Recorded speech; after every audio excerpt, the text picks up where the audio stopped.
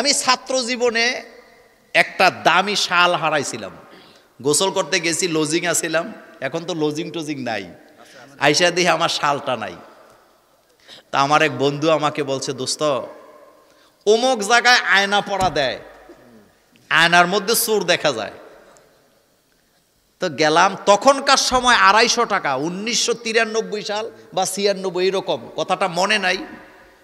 তখনকার সময় 250 টাকা দিয়ে আয়না পরা আনছি, সোজা মনে করেন না, মানে চোর আমি দেখব। তা আয়নার একটা আয়না সে লাল কাপড় দিয়ে পেঁচাইয়া আমাদেরকে দিয়ে দিছে, বলছে খবরদার আজকে খোলা যাবে না, আগামী দিন সকালবেলা ফজরের পরে সূর্য উঠে সময় আয়না খুললে চোরের চেহারা দেখা যাবে। তা আমার একটা ট্রাং আছিল, টাঙের ভিতরে আয়না যত্ন করে রাখছি। আমার সাথে ঢাকা কেরানীগঞ্জের একটা বন্ধু আছিল, হেতো ঘুমাইছে রাত্রে, সকালবেলা চোর দেখলাম। সকালবেলা ফজরের নামাজ পড়ে আইছি, টাং খুলছি, লাল কাপড় দিয়ে পেঁচানো, দুইজনে ধাক্কি লাগছি। হেতে কয় আমি দেখলাম আগে, আমি কয় আমি দেখলাম, পরে আমি কইলাম আমার শাল গেছে, আমি তো আগে দেখলাম। কয় দোস্ত দেখ, বিশ্বাস করেন। এবার আয়না পরা নিয়ে যখন আমি এটা খুলছি, খোলার পরে দেখি শাল গেছে যার, চেহারা দেখা যায় তার।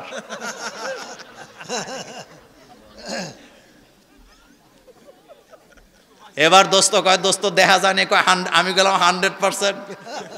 এত কয় চিনোস নি, কয় আমি গেলাম চিনি মানে 100% চিনি বেটা।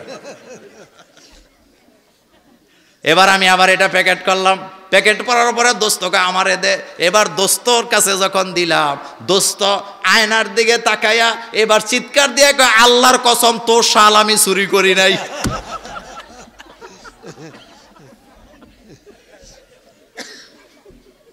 পরে বুঝছি শেখাটা কেমনে খাইছি। আমার দেশে এমন বাটপার কবিরাজ আছে না নাই? শাশুড়িয়ে যদি যায় কবিরাজের কাছে, কয় তো আপনার বৌমায় তাবিজ করছে, বৌমা যদি যায় কয় শাশুড়িয়ে তাবিজ করছে, সংসারের ভিতরে ঝগড়া লাগায় এমন বেয়াদব কবিরাজ আছে না নাই? চায়নাতে একটা রোবট তারা তৈরি করেছেন, যেই রোবট তাকে এতটাই অত্যাধুনিক সফটওয়্যার দিয়ে তৈরি করা হয়েছে, সে হোটেলের খাবার দিতে সক্ষম। অর্থাৎ আপনি যাইয়া তার কাছে অর্ডার দিবেন, সে আইটনা আপনার সামনে খাবার দিবে। কথা কি বুঝতেছেন? রোবট, রোবট কি রোবট। এই রোবটে এমন সফটওয়্যার তারা দিয়েছেন, আপনি যদি এই পোস্টারটা দেন, সে বলে দিতে পারবে এই পোস্টারটাতে কয়টা ভুল আছে। কথা কি বুঝতেছেন? তো ইন্ডিয়ান একটা চ্যানেল থেকে এই নিউজটা প্রচার করা হয়েছে যে এই রোবটের সামনে তারা নিয়ে কোরআন রাখছে। সুবহানাল্লাহ ভাইজি, কি রাখছে? কোরআন। রোবটের সামনে কোরআন রাখা,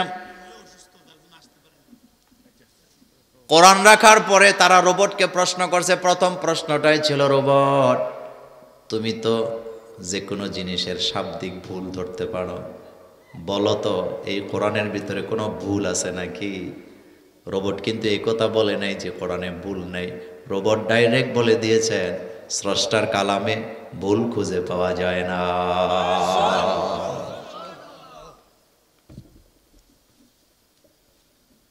হেতে ওই যে ফানির মধ্যে লঞ্চ আবিষ্কার করছে, লঞ্চ বলতে খেলনার লঞ্চ, এখন হেতে আল্লাহরে অস্বীকার করে। এরকমের নাস্তিক আছে না দেশে? আদা বেহারি জাহাজের খবর। আর ওরা অত্যাধুনিক রোবট আবিষ্কার করেছেন, রোবটের সামনে কোরআনকে দিয়ে বলছে এই কোরআনে কি শাব্দিক কোনো ভুল আছে? রোবট তো বলতে পারবো যে যারা ভুল নাই, রোবট এটা বলে নাই। রোবট বলেছেন স্রষ্টার কালামে ভুল খুঁজে পাওয়া যায় না। এবার 2 নম্বর প্রশ্ন করছে, এই কোরআনুল কারীমে শেষ নবী মুহাম্মদ সাল্লাল্লাহু আলাইহি ওয়াসাল্লামের বানানো কোনো কথা আছে নাকি? রোবট জবাব দিছে, এই কোরআনের ভিতরে আল্লাহ ছাড়া, স্রষ্টা ছাড়া কারো কোনো কথা নাই। মা ইয়ান্তিকু আনিল হাওয়া ইন হুয়া ইল্লা ওয়াহয়ুন ইউহা। কথাটা কেন বললাম? ইহুদি খ্রিস্টানরা রোবট বানায়া কোরআনের বিশুদ্ধতা প্রমাণ করে, তারা প্রমাণ পায় এটার মধ্যে কোনো ভুল নাই। কিন্তু মুসলমানের ঘরে জন্ম হওয়ার পরে কোরআন ভালো লাগে না, কোরআনের আইনের বিরুদ্ধে অহরহ কথা বলে, এমন মাথা খারাপ আমার দেশে আছে না? না। এই কোরআনের প্রথম অক্ষর হলো বা, সর্বশেষ অক্ষর হলো সিন। আপনি যখন কারো বাড়িতে মেহমান হইয়া খেতে বসেন, আপনার প্লেটের মধ্যে অনেকগুলা খাবার দিছে, আপনি খাবার আর নিতে চান না, তখন আপনি হাতটা সামনে দিয়ে কি বলেন? বাস বলে না? কসবাতে বলে না? কি বলেন? বাস। বাস মানে যথেষ্ট, আর চাই না। কোরআনের প্রথম অক্ষর বা, কোরআনের শেষ অক্ষর সিন, দুইটাকে একসাথে করে দিলে বাস হয়। তার মানে কিয়ামত পর্যন্ত আর একটা অক্ষরও বান্দার কোনো দরকার নাই। প্রতিটা মানুষের, প্রতিটা রাষ্ট্রের, সৃষ্টি জগতের যার যা প্রয়োজন সকল কথা আল্লাহর কোরআনে আছে না নাই? সেই কোরআন থেকে আজকে সর্বশেষ সূরা থেকে কথা শুনবো ইনশাআল্লাহ। পড়েন আমার সাথে, আউযু বিল্লাহি মিনাশ শাইতানির রাজীম, বিসমিল্লাহির রহমানির রহিম। কুল আউযু বিরাব্বিন নাস। পড়তে ইচ্ছা করে না? পড়। কুল আউযু বিরাব্বিন নাস, মালিকিন নাস, ইলাহিন নাস, মিন শাররিল ওয়াসওয়াসিল খান্নাস, আল্লাযী ইউওয়াসওয়িসু ফি সুদুরিন নাস, মিনাল জিন্নাতি ওয়ান নাস। সূরার নাম সূরাতুন নাস। নাস শব্দের অর্থ হলো মানুষ। এই সূরাটিতে আয়াত সংখ্যা 6, রুকু সংখ্যা 1। সূরাটা নাযিল হয়েছে মক্কায়। একটু বলেন তো সূরাটার নাম কি? সবাই বলেন। নাস অর্থ কি? মানুষ। আয়াত কয়টা? 6টা। রুকু কয়টা? নাযিল হয়েছে কোথায়? মক্কায়। শানে নজুলগুলো শোনেন, 2টা শানে নজুল বলবো। প্রথম শানে নজুল হলো বিশ্বনবী জনাবে মুহাম্মদুর রাসূলুল্লাহ সাল্লাল্লাহু আলাইহি ওয়াসাল্লামের পা মোবারকে বিষাক্ত বিচ্ছা কামড় দিছে নামাজের ভিতরে। রাসূল নামাজ ছেড়ে দেয় নাই। নামাজের পরে আল্লাহ রাসূল সাহাবাদেরকে বললেন, লবণ আর তেল নিয়ে আসো। লবণ আর তৈল নিয়ে আসা হলো। আল্লাহ রাসূল একটা বাটিতে নিয়ে লবণ আর তেলকে একসাথে মিশাইয়া সূরা কাফিরুন, সূরা ইখলাস, সূরা ফালাক, সূরা নাস, এই 4টা সূরা পড়ে রাসূল মিশাইয়া ফু দিয়া ওই বিষাক্ত কামড়ের জায়গায় লাগায় দিলেন। আল্লাহ রাসূল বলেন, আমার আল্লাহ আমাকে শাফা দান করেছে।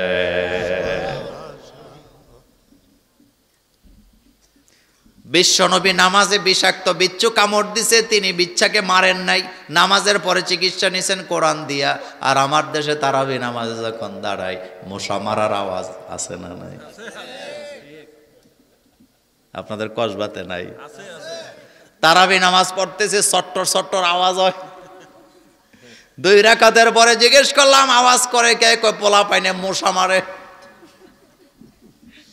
আচ্ছা বলেন তো, নামাজের ভিতরে মশা মারলে নামাজ আছে না গেছে? কথা কর না কেন? আছে না গেছে? গেছে, নামাজ নাই। আমার কলেজের বেড়া 2 নাম্বার শানে নজল। এই পৃথিবীতে জাদুবিদ্যা আবিষ্কার করছে ইহুদির বাচ্চারা। কথা বুঝেন না? জাদুবিদ্যা আবিষ্কার করছে কারা? ইহুদিরা। ইসরায়েলের পতাকার মধ্যে দেখছেন একটা তারার মতো আছে, এটা কিন্তু আসলে তারকা না, এটা হলো জাদুবিদ্যার চিহ্ন। আমাদের দেশে অনেকে মনে করে ইসরায়েলের পতাকার মধ্যে তারকা, এটা কিন্তু তারকা না, এটা হলো জাদুবিদ্যার চিহ্ন। আপনি এখন গুগলে ঢুকে সার্চ দেন, জাদুবিদ্যার চিহ্ন হলো তাদের এই তারকা, মানে তাদের পতাকার মধ্যে এটা আছে। ইহুদিরা জাদুবিদ্যায় এত পারদর্শী, একটা মানুষকে, সুস্থ মানুষকে পাগল করে ছেড়ে দিতে পারে তারা। আমার কলেজের বেড়া, আমাদের দেশেও কবিরাজ আছে না নাই? আপনাদের এলাকায় রাস্তা দিয়ে যাইতে একটা বাজার পড়ে, বাজারের নামই কবিরাজ বাজার, কিন্তু আসলে কিন্তু এটার নাম কবিরাজ বাজার ছিল না, এটার নাম ছিল কি? হ্যাঁ, এত কবিরাজ। যুবক পোলা পাইন একটা প্রেম করছে। কি করছে? প্রেমও করতে পারে না, হেতে আরেক মায়ের পিছে ঘুরে 6 মাস মাইয়া তারে ফাত্তা দেয় না। এখন তে কবিরাজ খুঁজতেছে কোন কবিরাজে কাছে গেলে মায়ারে পাগল করা যাইব। এবার কবিরাজে কয় আমার কাছে গোলাপ ফুল পরা নিয়ে মায়ারে দিবি, 1001 টাকা লাগবো, মায়া তোর পিছে পিছে ঘুরবে। এমন কবিরাজ বাংলাদেশে আছে না? না, আমি ওই ওয়াজ আজকে করবো না, তবে যুবকদেরকে একটা কথা বলি, এসব কবিরাজরা ধোঁকাবাজ। কবিরাজের তাবিজে যদি কোনো মায়া পাগল কইরা বাড়ি থেকে আনা যাইতো, তাহলে কবিরাজেরা বাংলাদেশে সবটি নায়িকা বিয়ে করে নিত। কথা বুঝো না? তোমারে দিব কি তো হেতেই তো বিয়ে করতারে। বাংলাদেশের যে সমস্ত কবিরাজেরা কবিরাজি করে, আমি মোল্লা নাজিম লিখিত দেব তোমাকে, যাও ওই হাইকোর্টের সামনে যে দাঁড়ায় দাঁড়ায় মহিলাগুলি ভিক্ষা করে, নায়িকা সুন্দরী মায়া তাবিজ করা পাগল করা তো দূরের কথা, ওই হাইকোর্টের সামনের একটা ভিক্ষুক পাগল করার ক্ষমতা তাদের নাই। সব বাটপাড়ার ধোঁকাবাজ।